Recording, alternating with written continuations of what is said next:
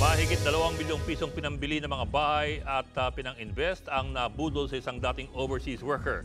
Ang matindi pa, pati ang kanyang nobyo, inagaw daw ng scammer. Nasa frontline na balitang yan si Ian Suyu.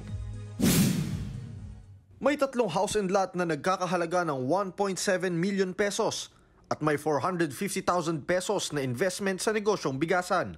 Yan ang ipinundar ng dating OFW na si April para sa future niya at ng kanyang pamilya. 2021 pa nang bilhin niya sa 2 agent ang mga ari-arian. Pero ang nakapanlulumo, ang 2 bahay na inakala niyang kanya, nakasanla pala sa iba.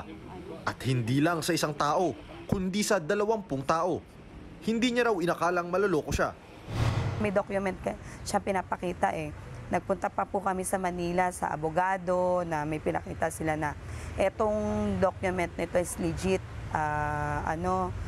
lahat po, certified true copy yung mga pinapakita nila. Tapos may pinapakita silang tax declaration.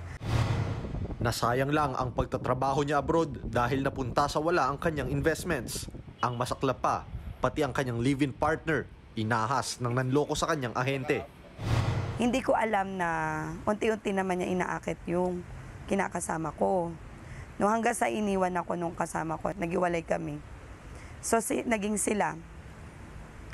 Tapos ito naman yung kinakasama kong matanda, nakuhanan din niya ng millions. Sa laki ng nakulimbat ng mga nambudol kay April, nagsumbong na siya sa NBI.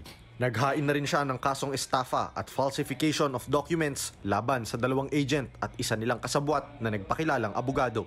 Nagbabalita mula sa Frontline, Ian Suyu, News 5. Mga kapatid, Ed Lingaw po, maging maalam at may pakialam sa mga napapanahong balita sa ating bansa. Para sa mas malalimang pagtalakay at paghimay sa mga issue at headlines, tumutok lamang at pag-subscribe sa social media pages ng News 5.